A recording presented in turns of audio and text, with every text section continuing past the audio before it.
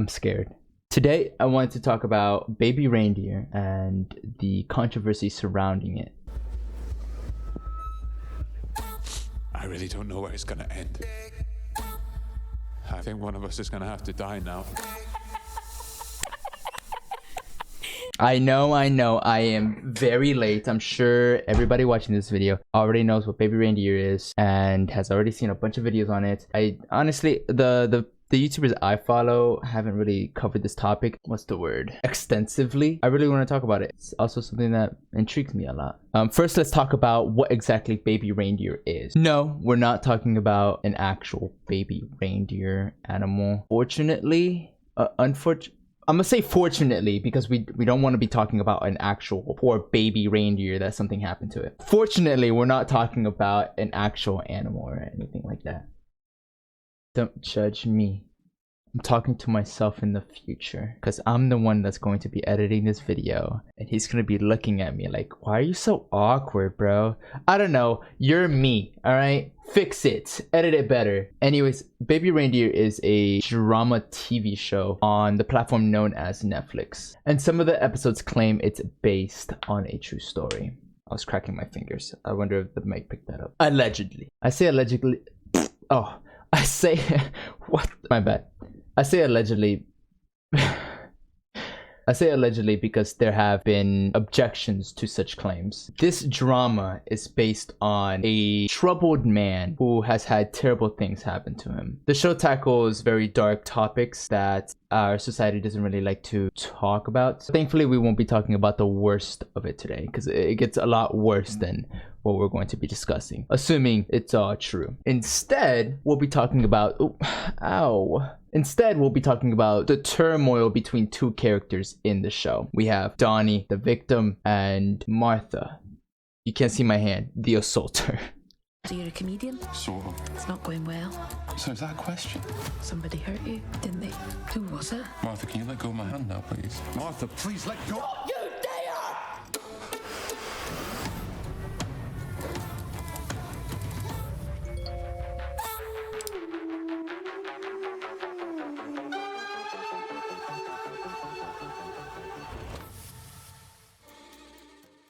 Without spoiling the entirety of the show, you just need to understand that the character Martha, who swore she was an intelligent lawyer, was stalking Donnie and basically making his life worse than it already was. She spammed his email, his number, followed him around everywhere from his work to his home, and even at one point sexually assaulted Donnie.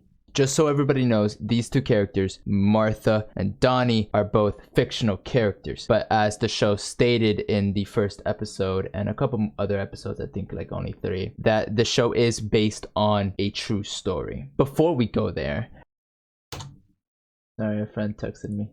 Yeah, sponsor alert. I'm just kidding. I don't have a sponsor. I just really wanted to say that. With all the lore out in the open now, we understand we have Donnie and Martha as two characters. Why am I even talking about this TV show? Well, remember when I said the story is based on true events? Obsession with no bounds compelled some individuals to seek out these real life people who the characters are based on. Though I will admit that while I was watching the show and a little bit afterwards, I did not know that the actor for Donnie, his name is Richard Gadd, played his own character. I find that very interesting. He acted out his supposed real life experiences.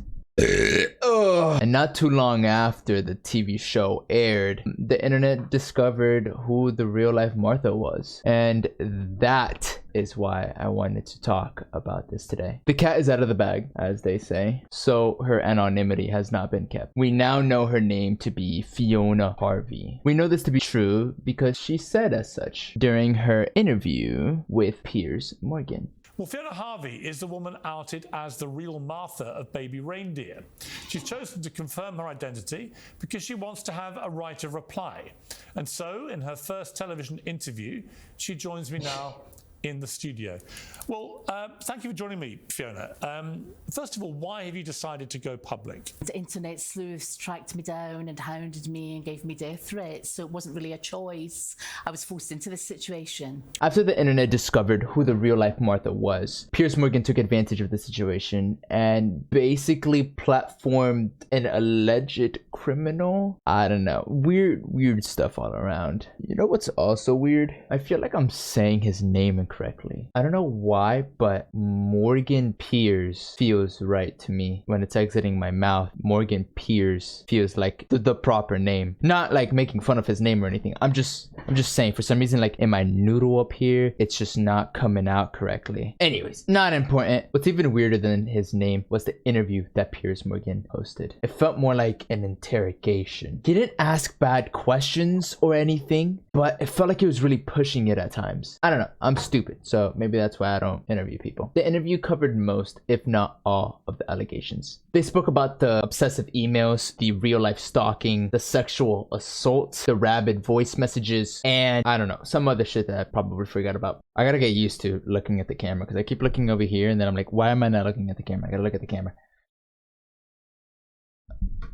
Follow me on Twitch. But during the entire dialogue, Fiona kept her innocence. She refuted every claim, but was also contradicting herself. My point is, if it turns out the other 105 are exactly the same handwriting, wouldn't that point Yeah, to we maybe... would obviously bring in handwriting experts. I didn't do it.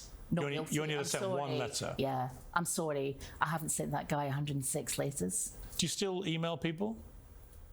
What do you mean? Do you send emails? Yeah. Do you have the same email address you've always had?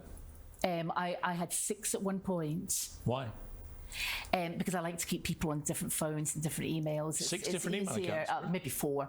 I think it's 4 to 6, yeah. It's easier. It's easier. So you have some for your utilities, some for close friends, whatever. Yeah. The 6 is a lot. Is it? I don't know anybody with 6 email addresses. You don't know many people then. I know people with 4 or 6 emails address. Or was it 4 or 6?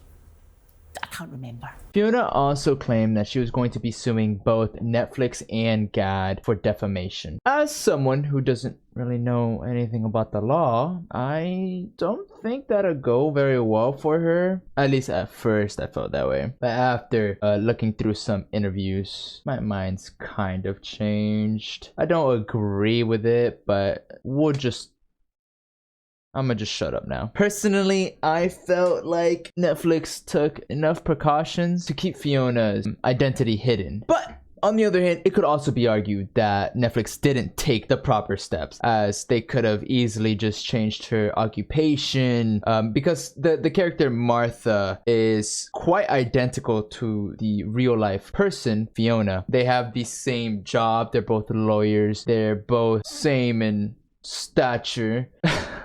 And even like the way they act, the words they use, the nationality is exactly the same as Martha's character. And actually even some of the emails, or not emails, some of the tweets were barely changed. Like they use the same lingo, the same words and everything. So all people had to do was search up the tweets that were in the TV show and they found her Twitter account. Overall, in the interview, it seemed like Morgan tried to play both sides. Just in case she was innocent, I assume. But he seemed to subscribe to the idea that at least she was responsible for some of the accusations, which is probably why he kept trying to catch her on a lie. In the end, we have learned that at least some of the things in the show are fake. They added it in for dramatic effect, you know, to make the show more entertaining. Which for some people, there's a problem there because you state that the show is based on a true story. A lot of folks watching are expecting every single detail to be true. Me personally, not so much, but I mean, I understand the argument. But nonetheless, since some of the things in the show are 100% faked for dramatic effect, it's hard to understand what was real and what was fake by only watching the show. Personally, I find the whole interview a tad strange. If we reversed the roles and a man was accused of sexually assaulting a woman, I don't think we would be platforming him. Some examples like, what's that one actor? Kevin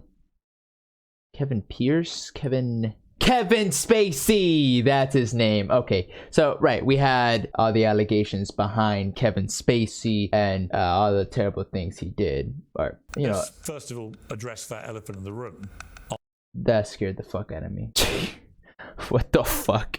Anyways, whether or not they were true or false, I personally, I may be wrong here, I didn't really see any interviews for Kevin Spacey when he was an alleged predator. Now that this random woman is accused of these heinous acts, we platform her? Like, I don't know. Kevin Spacey has an interview now with Piers Morgan, but that was after the fact everything went down. Whether or not you believe that he is innocent or guilty is none of my concern. The thing is, in the court of law, he won his case. So then he was platformed by Piers Morgan. I don't know, it's strange to me, but I guess we live in a timeline where Piers Morgan is a broadcaster. 3 days after the almost hour-long interview, where Piers Morgan gives Fiona a chance to prove her innocence, she embarked on an absolutely diabolical journey. Starting off, I found her cute little Facebook account, which I probably should censor, but I'm sure anybody watching this video could find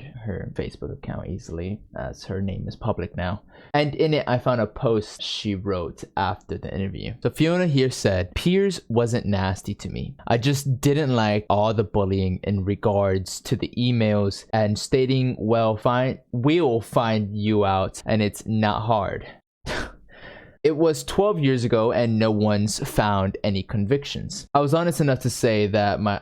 Oh, Jesus Christ. I was honest enough to say that my Twitter account, I could have lied like Netflix and Gad, but I own things I'm responsible for. Peers, like many in the media, throw their weight around, make you feel intimidated. I'm not media trained. I'm not a compulsive liar. I don't go out of my way to ruin people's lives. Peers almost bullying me into making a confession, acting like the police. It's not hard to find your IP, etc. I did not send 43,000 emails, and I will stand on those facts. That wasn't easy to read. In this post, Fiona is doubling down and repeating that she's innocent. Sorry, I got hungry. And I also wanted to nerd out on some Warhammer. Where were we? I had my headset on this entire time, even though I'm not listening to anything. I rarely take my headset off. I'm such a fucking nerd. These comments are so goofy. I trust everything you say. Sent from Fiona. Fiona posted a couple more times since the interview, saying that she's gonna sue Netflix, sue Richard Gad for lots and lots of coins. Oh god. She's also complaining about journalists and that she's been advised to not say anything else, which I found extra hilarious because 11 days later she posted once again. I'm like a walrus. Fiona said here, I am suing Netflix for £11 million for defamation, misinformation, and personal damages inflicted. Netflix and Gad both made serious false allegations on film and in Parliament. Snowy needs to stop texting me while I'm working. It should be made illegal for journalists to stalk and harass people. They are evil and inhumane, which I kind of agree. Making up lies, following people, obsessive behavior, contact friends, and family. I know what she's trying to say, but I'm trying to fix it for her, and it's a little difficult. But police allow intrusion, but lock up others for... Okay. I need more ramen. We're reading this verbatim. But police allow intrusion but lock up others for so makes me sick. Britain is designed set up to make you fail. Basically, she's just saying she's mad at the police, she's mad at Britain's government, and the entirety of Britain's society was built to make you fail. I'm not a social experiment. Oh, fuck, dude. Reading all this is... I'm not a social experiment, and I'm advised to say no more, as I'm taking Gad and Netflix to court. Yes, yes. Alright, I won't waste too much time here, but I also learned that there's a public Fiona Harvey supporters group on Facebook. Seems like all the trolls have died down since its inception or have been banned from the page. So a lot of the recent posts are from legitimate people who support Fiona. So here's a couple posts from Reddit showing Fiona supporters saying some crazy, outlandish things. Smith. Oh, let me not say that name. Oops. I think Fiona could be the next Piers Morgan. I'd love to see her interrogating politicians on a morning TV show. She got balls of steel, and she's as cool as a cucumber under pressure. That was cringe, dude. Why did she say that? In fact, ITV should give her Pierce's old job on Good Morning Britain. She's already got that perfect, timeless, classic couture look. Let's hope she's sorted a great publicist and she gets a lot of amazing opportunities, and let's hope that big streak of puss swampy fades back into oblivion. What? What are we talking about, dude? So here's some of the pictures that the support group tries to beautify Fiona for some reason. I'm not sure why. Like, a lot of these pictures, I don't know if all of them are fake, but for sure some are, as I will be showing you. But they're trying to make her seem a lot more perfect. I don't know what they're trying to do, man. I'm just gonna show you. I don't know if they're being funny. I don't know if they're trolling her, but they're trying to paint Martha as a, you know, beautiful person. Though I don't know what she looked like when she was younger. This right here maybe what she looked like when she was younger. And if so, yeah, she was a good looking person, right? You know, we age. Things happen. This one right here seems a little like beautified. If it's even her, I have no clue. This one, it's like, all right, guys. Now we're getting a little fucking ridiculous in here. Now we're getting ridiculous. What is this? I feel like we all watched the interview here. This is not what she looks like. And I know it's supposed to be her at the interview because of the background. She doesn't look like that. I'm sorry. My stuff is gone. What happened? Bring it back. I don't know what's happening, man. This is just absurd. Isn't this just Marilyn Monroe? I give up, man. Now we're fucking talking. Now we're talking. This is the Fiona I know. This is baby girl. This is baby girl. A lot of people on Reddit have been speculating that some, if not all of the accounts in the support group that are on Fiona's side are just all accounts ran by Fiona to support our favorite baby girl. Because there's no way anybody in the right mind would actually support someone like this, right? I was actually very curious, so I checked some of the accounts. You know, did my little stalking. I'm pretty good at that. And I've come to the conclusion that at least some of the accounts are real. They seem to have posts dating years back, and all the pics are of family. And they also seem very happy, which makes me sick. Besides the blatant misandrous posts that I see here and there from some of the supporters. Like, why say this? The opinion of 10,000 men is of no value if they know nothing of the situation or subject.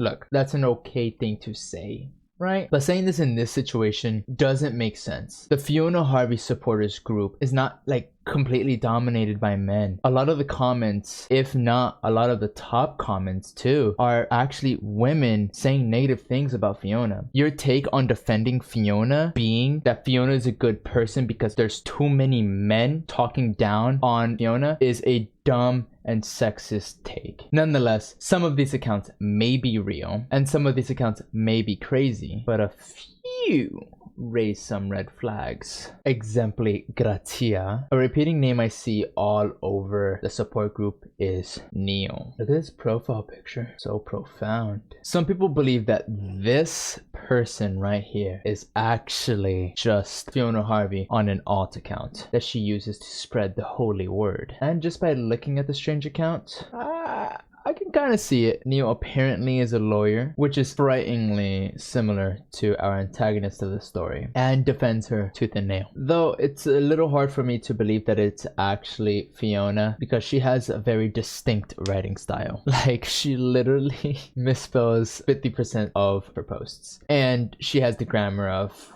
like a lobotomized 5th grader. Am I allowed to say that? Neo has some typos here and there, but it's nothing too Fiona crazy. And we can't ask him to be the perfect soldier now, can we? Alright, give me a break here. This is a little difficult for me to read. So it goes, this is one of my many Gadite stalkers. I don't know what he is capable of, so I have applied for an interim interdict. My lawyers will also be contacting the police. Fuck, dude. Why do these people write like this, man? I decided to wait 22 years after he last contacts me before I sue, as by that stage I feel he would have come into some inheritance and my delayed PTSD will be at its worst. But it's not about the money for me. My contacts are considerable and they are not happy with him. So this was very, very difficult for me to read. It was tough. And also I was very confused on some of the wording when I first read it. Like, what the fuck is he talking about? A 22 years ago and a stalker and PTSD. And also one of the commenters on the post itself actually brought up some great concerns on this screenshot. I didn't notice this at first, but some of the words are just completely backwards, and the dates look weird. Like, it's up, some of the stuff is upside down. I don't know why any of that could have happened.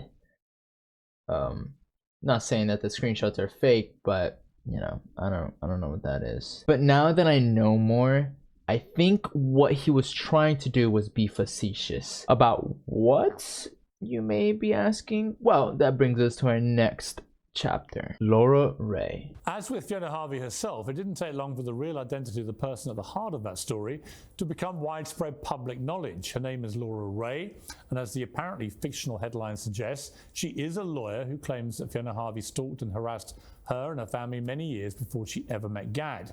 I put those claims to Fiona Harvey during our interview.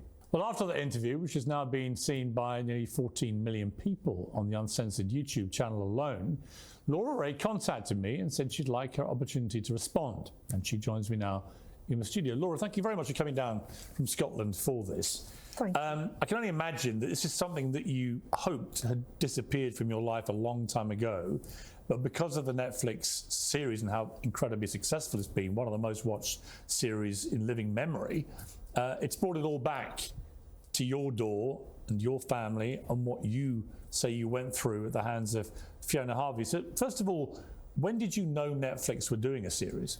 Well, I found out about 5 weeks ago. The Mail on Sunday contacted me and asked me had I seen Baby Reindeer, and I had no idea what they were talking about. So they suggested I go and watch an episode of it, which I did, and then I spoke to them, and I couldn't believe it. From the very beginning, it was obvious it was the same woman. It was Fiona Harvey. You know, the actress who does a very good job, sounds like her, looks like her, mimicked her to a T.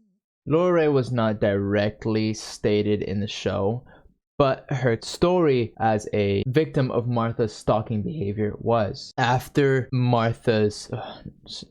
I mixed the two people up. After Fiona's interview with Piers, Laura Ray came out with some evidence that corroborated Gad's claims. During this interview, Morgan asked some awful questions, but that's besides the point. The point is that the interview gave us some factual insight on Fiona's past, approximately 22 years ago. The story goes a little bit like this. Laura Ray received an email from an enigmatic individual who you most definitely can't guess who that person could be. This person asked Laura if they could be her little trainee. A trainee is something that lawyers require, at least in Scotland. You need to be a trainee for at least 2 years, and then you can proceed with your lawyer career dreams, whatever. At first, Laura didn't reply to the email, as she gets plenty of individuals who are asking to be trainees, until the mysterious person kept asking for help through several more requests and even congratulating her on very personal achievements in her life, like getting married. So naturally, Laura started to feel bad, as this individual that she doesn't remember could be somebody that she met in the past, as they know things about her life, like she got married. So she finally replied. She took this person in to be a trainee under her. Laura has now hired Fiona Harvey. Surprise! There were frequent issues with Fiona while working at the law firm. Not only was she verbally abusive to personnel and customers alike, she was also indecorous with a male member of staff, and even tried following another male co-worker to their home. There were a plethora of complaints against Fiona and her performance beyond those claims. She got to a point in her life where she had no more money and was in debt. Because of this, a person came looking for her at her job, demanding cash. Laura didn't like how this made the firm look, so out of goodwill, she gave Fiona £250 to pay the man. This also gave her some leftover funds so she could afford food and survive the rest of the month. Laura also went out of her way to help Fiona with other financial concerns, which she didn't want to talk about during the interview. Nonetheless, she was being an exceptional human being to give Fiona such a strong helping hand. Even through all the support, Fiona still found a way to get angry. I was trying my level best to give this person a helping hand. And I went down, I spoke to her bank about a week later, smoothed everything out for her. And when I came back to the office, she started saying to me, oh, I've been on the phone all afternoon to the Law Society to find out what will happen if I go bankrupt. And I said, well, Fiona, if you want to be a solicitor or ever be in a partnership, that's not the way to go. So anyway, I made a suggestion to her that she might want to sell the old car that she had, which had been the cause of the bill for the breakdown. And at that, she just went completely crazy and started screaming at me. Very similar to the scene in episode 1 in Richard Gadd's show. What was she screaming? Don't you speak to me like that. And she did the same thing with a couple of other members of staff. One of my conveyancing staff was trying to show her how to do some kind of clause in a conveyance. And she started shouting the same thing at me, don't you say that to me, don't speak to me like that, but in a very loud and aggressive tone. Surprisingly, she was not fired, because I would have annihilated her if I was Laura. Like, what? Like, I help you in so many different aspects in life, and you talk to me this way? Like, yeah, you're insane. You're insane. Anywho, after 2 weeks of lunacy, she was eventually fired from the firm. According to Laura, this is when the stalking truly commenced. Almost every day for about 5 years, Fiona called the firm so many times and left so many messages that their phone lines would be full. And this right here is where it gets really hard for me to believe. I don't think Laura is lying or anything, but it's so hard to believe that someone could hold so much anger and act it out in such a manner every day for years just because they were let go from a job. I find it mind-boggling. But she also went beyond that. She didn't just call and leave voice messages. She would call other people and defame Laura's name. Since Fiona worked at the firm, she knew some of the contacts, some of the customers for that firm, and she would call them and defame Laura, which also falls in lines with Gadd's claims. Gadd claimed that she sent 41,000 emails or something like that. Unfortunately, a lot of Laura's attempts to stop Fiona from stalking failed. Fiona would also send a large number of emails every day. This was back in the early 2000s, when emailing wasn't as prevalent as it is today. Not a single person took her seriously, so she had to deal with it for a very long time, until she finally applied for an interim interdict. You may be asking, what the fuck is an interim interdict?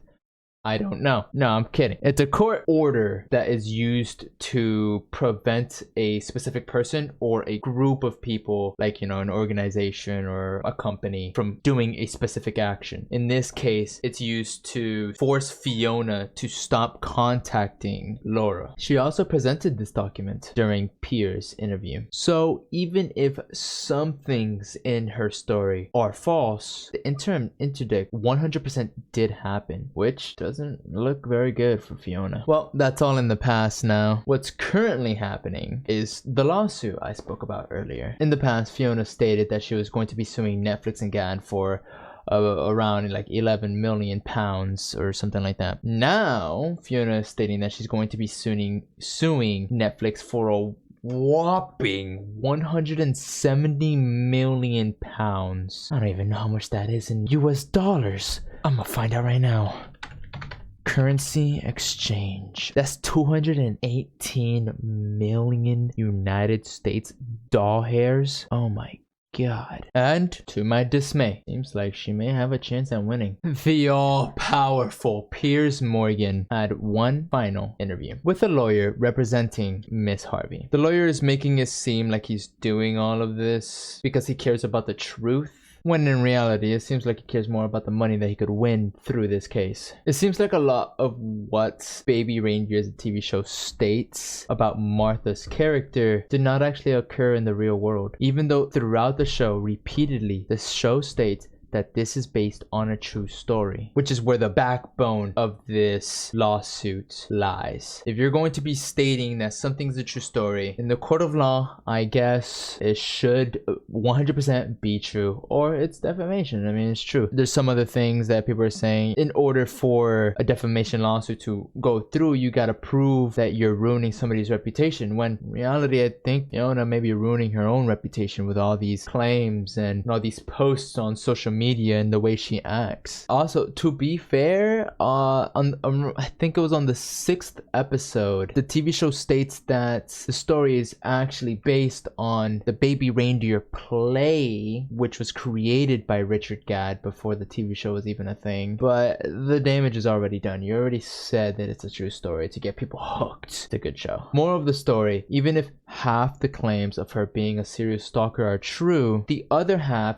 where she is portrayed as a convicted felon of such crimes, is most likely going to be enough for her to win the lawsuit. Because in real life, unlike the TV show, Fiona was never arrested for anything of the sort. She may be an awful person, but don't you dare say what she did was illegal. I don't know, man. I find this all very intriguing. The show was phenomenal, and the real life events gave me a really good giggle. I just really wanted to talk about this, and honestly just make my first ever YouTube video in this manner. I don't expect this to do well or anything, but it's also good practice. You know, good practice just speaking to the camera and, you know, editing, all that good stuff. Anyway, I'm out of here. I'm out of here. I love you guys. I'll talk to you guys later, and remember that you matter.